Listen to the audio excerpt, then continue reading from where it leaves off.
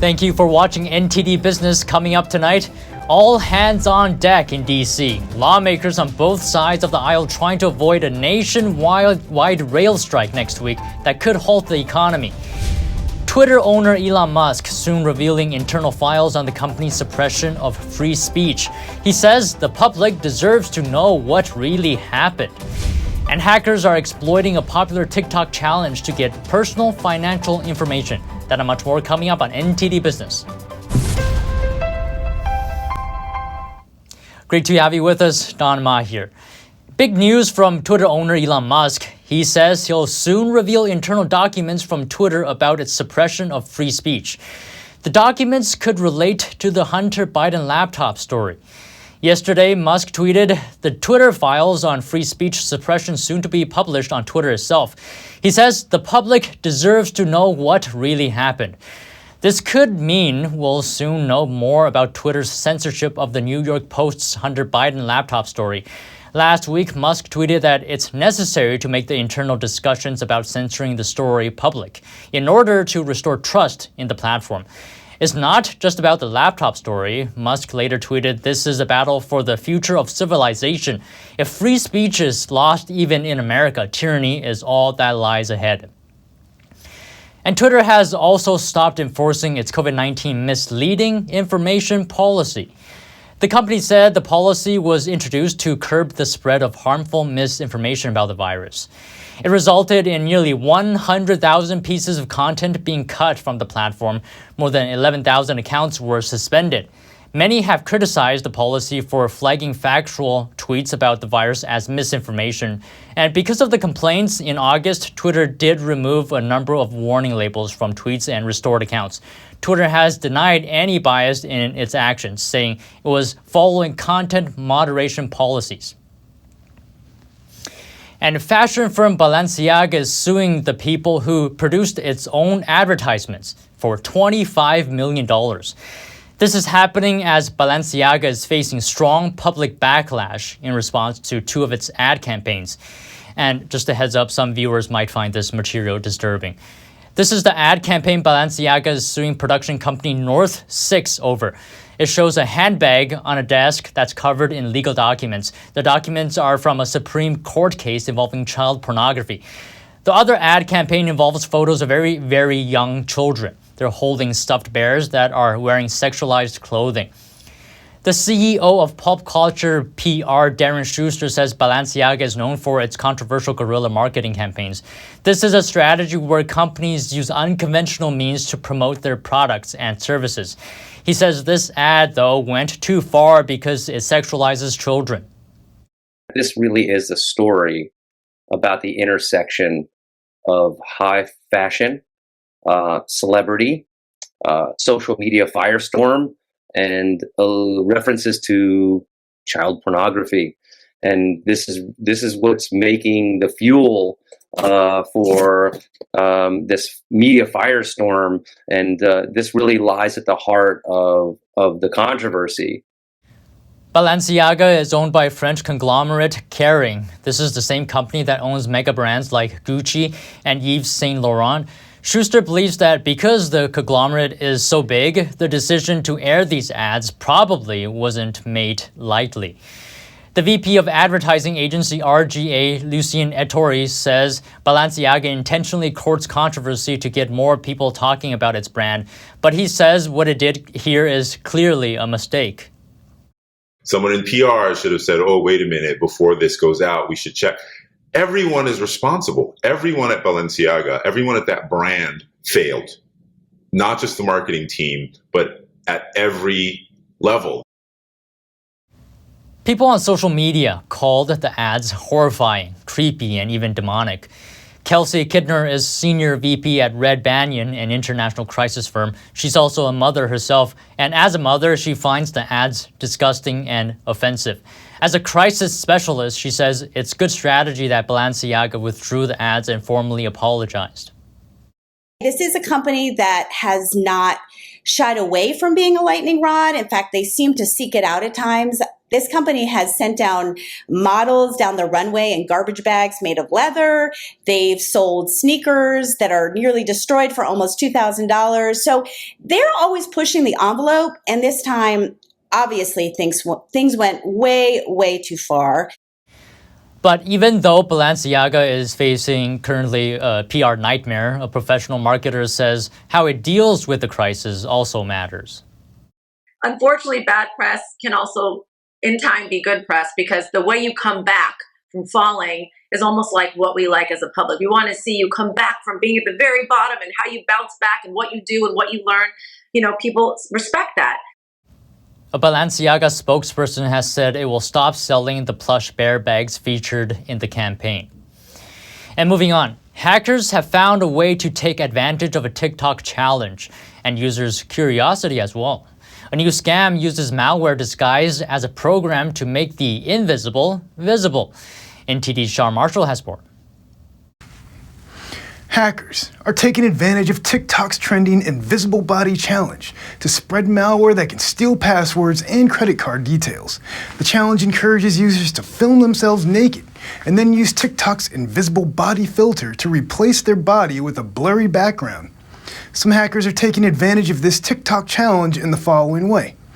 They create videos in which they claim to offer a special unfilter to remove the blurry background and expose the naked bodies of TikTokers, something that could also possibly be used to blackmail people. However, this software filter is a scam and actually installs Wasp Stealer malware on your computer. This malware has the ability to steal Discord account credentials, passwords, credit card information, crypto wallets, and even personal files. Just if you look under the hashtag under invisible filter, there's over 27 million views, and that just keeps growing. Cybersecurity expert Scott Schober. What they're doing is cyber criminals are preying upon people's fear, people's innocence, and curiosity, and hoping that they download this particular thing to remove a filter to see if it's actually true or not. We've heard similar ideas before, but Senator Marco Rubio and Congressman Mike Gallagher announced new legislation that would ban TikTok. They state that the app poses a major threat to national security and that users are effectively handing over their personal information to the Chinese Communist Party.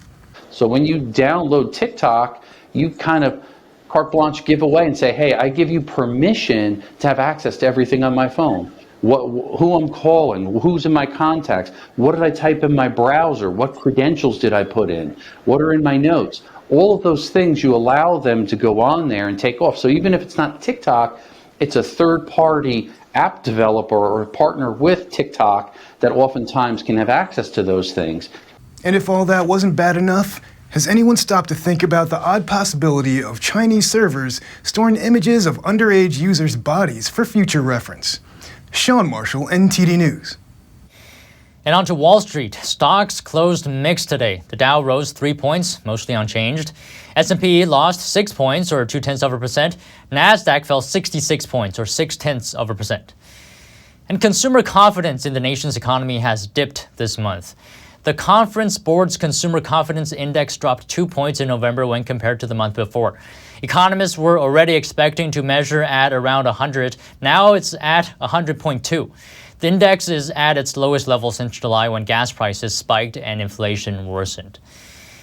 And U.S. single-family home prices slowed further in September as higher mortgage rates eroded demand, closely watched surveys showed today. The Case-Shiller National Home Price Index dropped 0.8% month-over-month in September. It's the first 3-month decline since 2018. And year-over-year home prices slowed in September. The housing market has been hammered by aggressive Fed rate hikes aimed at curbing high inflation. Sales of previously owned homes have been declining for 9 months as mortgage rates remain historically high. Tight supply, however, will likely keep a floor under home prices. Although housing prices are coming down, they're still pretty high. The federal government said today it'll start backing bigger loans, as big as $1 million. But this is only in certain expensive markets like California and New York. This kind of government backing typically offers lower borrowing costs and smaller down payments. And Congress will schedule a vote tomorrow on laws to avoid a nationwide railroad strike. House Speaker Nancy Pelosi said today after a meeting with President Biden. Lawmakers and the White House are trying to avoid a crippling rail strike next week. Biden earlier brokered a deal between rail operators and unions, but some unions rejected the deal. He has urged Congress to step in and impose a deal between railroads and workers. Today, House Speaker Pelosi said they will bring that agreement to the House floor tomorrow. She said the stakes are high. I don't like going against the ability of unions to strike, but weighing the equities, we must avoid a strike. Jobs will be lost, even union jobs will be lost, water will not be safe, product will not be going to market. House Minority Leader Kevin McCarthy said it's unfortunate that Congress has to pass a law to solve this, but he does think the bill will pass. This was something that was celebrated by this administration, that it was fixed. And now, right before a holiday season, right when farmers need to ship their goods and others, we have to rush something to the floor. 4 out of the 12 unions that represent freight rail workers have voted down the proposal. They're demanding more paid sick time and don't want rail carriers to penalize workers for taking time off. One union leader also blames inflation and says the wage increase in the tentative deal may not be able to keep up. This particular 24% compounded that you reference, in the first 3 years, we're not keeping up with inflation.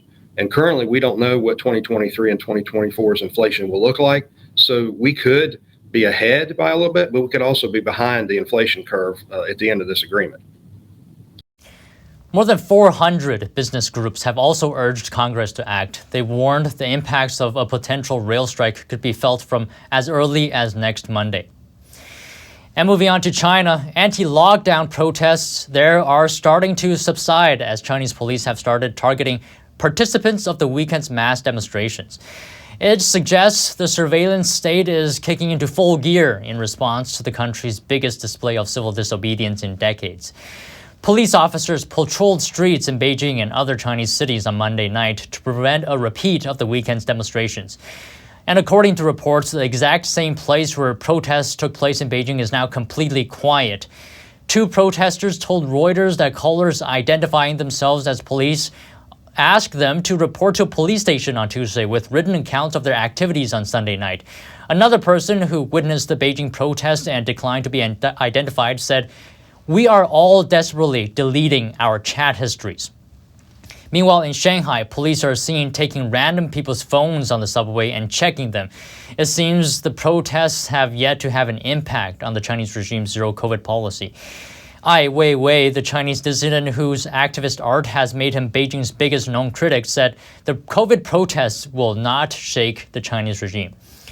At a Tuesday briefing, China's Health Commission was asked if the authorities would reconsider its zero-COVID policy. A spokesperson told reporters that the regime is constantly fine-tuning its COVID prevention measures. Another health official suggested complaints over the regime's COVID controls were directed at local officials' inflexible implementation rather than the approach itself. The country of 1.4 billion people has spent nearly 3 years living with some of the strictest COVID curbs in the world. This even as most other countries have tried to coexist with the virus. China is the only country that insists on eradicating COVID-19. This even after the Omicron variant, which emerged late last year, makes the virus less deadly, more transmissible, and harder to eradicate. It raises the question of whether the costs of the zero-COVID measures have outweighed the risks posed by the virus itself. The U.S. Embassy in China is asking U.S. citizens living there to stock up on supplies. It issued the statement yesterday. It could signal that Chinese lockdowns are about to intensify amid the recent protests. Now Western leaders are voicing their support for the Chinese people. NTD's Jessica Beatty has more. U.S. Secretary of State Antony Blinken voiced support Tuesday for peaceful Chinese protesters. Blinken said, "We support the right of people everywhere to peacefully protest, to make known their views, their concerns, and their frustrations." Blinken's comments come after discontent with the Chinese regime's strict lockdowns ignited anti-government protests across China over the weekend. Former Secretary of State Mike Pompeo is also voicing support. He sent a message to the Chinese people Monday. In it, he recalled meeting with Chinese dissidents during his time as Secretary of State. For me, those conversations were reminders that Americans must always stand with freedom-loving people everywhere around the world. They need us. Pompeo told Fox the Chinese Communist Party does not represent the Chinese people, who just want a little more freedom. He said he's worried CCP leader Xi Jinping will use force and brutality to quell the uprisings.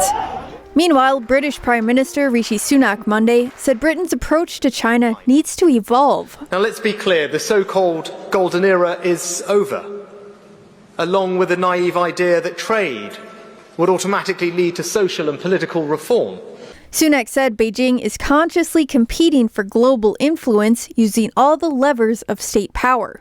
We recognise China poses a systemic challenge to our values and interests. A challenge that grows more acute as it moves towards even greater authoritarianism. Sunak's referring to Beijing's suppression of Chinese protests and the arrest and beating of a BBC journalist. The European Broadcasting Union Monday said it strongly condemns aggression towards its member journalists in China. The statement comes after a China correspondent for Swiss broadcaster RTS was briefly detained while reporting live from a protest in Shanghai. BBC journalist Edward Lawrence was also arrested by police in Shanghai Sunday night. The EBU said other journalists were threatened and some were prevented from going on air or filming. It said that's unacceptable and marks a new low. Jessica Beatty, NTD News. And Volkswagen's CEO says EV battery plants in the EU as of now are practically unviable. That's because of soaring energy costs. The loss of Russian energy exports has devastated Europe and Germany in particular. Europe's largest economy has seen its industrial output tumble due to high energy prices. The Biden administration's Inflation Reduction Act has exacerbated Europe's economic crisis. The new climate and tax law aims to boost domestic production of electric cars in the U.S. It also intends to reduce reliance on foreign countries like China for battery components and materials. EU officials complained that the subsidies and restrictions hurt European companies. They also argue the legislation violates World Trade Organization rules by discriminating against non-American companies. The IRS is reminding taxpayers to focus on protecting their sensitive information from identity thieves. The agency says the holiday shopping season is a prime opportunity for thieves who want your personal financial information. That info could potentially end up on a fraudulent tax return. The agency points to the rise of texting scams like so-called smishing schemes. This is when scammers send text messages pretending to be reputable companies to try to get you to reveal private information. They say shoppers should be on the lookout for these scams to avoid them. A South Florida woman is boiling mad over her mac and cheese. Amanda Ramirez is filing a $5 million lawsuit against Kraft Heinz Foods. She says the company's claim that Velveeta's microwavable shells and cheese is ready within 3.5 minutes is misleading. Ramirez says Kraft doesn't take into account the time it takes to remove the lid, sauce, adding water, and then stirring. According to court documents, Ramirez says Kraft should be, quote, ordered to cease its deceptive advertising. In addition to the $5 million, Ramirez also wants punitive damages to be awarded. Attorneys for Kraft call this lawsuit frivolous, and they say they will defend the company against the allegations. And McDonald's is offering a chance at what's called a McGold card, also known as free McDonald's for life. From December 5th to the 25th, each purchase of at least $1 on the McDonald's app gets you an entry in the drawing to win one. 3 winners will get the card, and each winner will get 3 extra cards to give away for a total of 12 winning cards. Though it's not exactly free McDonald's for life, it's actually 2 free meals a week for 50 years. The McGold card has been around for years, with some big-name celebrities reportedly holding them, including Warren Buffett, Bill Gates, and actor Rob Lowe. In 2018, McDonald's said the prize was valued at more than $52,000. Not a McDonald's fan? How about unlimited popcorn? People in Thailand are taking full advantage of an all-you-can-eat popcorn deal. A local cinema challenged customers to come up with quirky container ideas. It's only charging $5.60 per person. Customers showed up with steel vats, cardboard boxes, and plastic bins to fill popcorn with. Here's one of them. I'm planning to enjoy the popcorn with my friends tonight while watching football because my friend recommended it. That's why I came. The cinema said they prepared about 63,000 pounds of popcorn. For what could have been the price of a ticket to the movies, customers also got bottomless soda refills. The hope is it will help quench the thirst from eating all that salty popcorn. And a beloved Japanese candy eaten for generations is so iconic it even appeared in a hit anime film. But it's being discontinued as prices for raw materials and energy surge. NTD's Andrew Thomas has more on the revered sweets. Tokyo-based Sakuma Seika Co. has announced that it would go out of business in January. The company's tragic demise is due to rising production costs, a labor shortage, and a drop in sales of its main product, Sakuma's Drops. The discontinuation of its trademark candy threw Japan into mourning. I think that Sakuma's Drops going out of business is sad news for young people and for children in Japan. When I was a child, I used to eat them too. I used to eat them with my family. Thinking that those memories will no longer exist from now on makes me feel sad. The hard, colorful fruit drops sold in a red steel can come in 8 flavors such as lemon and strawberry. The company said it hadn't raised the price of the product in years. The future of Sakuma Seika's 100 or so employees remains uncertain. This is the main product of that candy maker. They have other candies too, but once the drops became famous, it became their main product. When it doesn't sell well, the company is bound to disappear. Many Japanese firms remain hesitant to raise prices at all out of fear of losing customers. Established in 1908, Sakuma Seika produced the candy through the air raids of World War II and inspired anime giant Studio Ghibli to immortalize it in its 1988 film Grave of the Fireflies. Andrew Thomas, NTD News. And that's all the stories we have today from the NTD Business team and myself, Don Ma. You can follow me on Twitter too. If you have any news tips or feedback for the show, please email us at business@ntd.com. That's all for today. Thank you for watching. We'll see you tomorrow.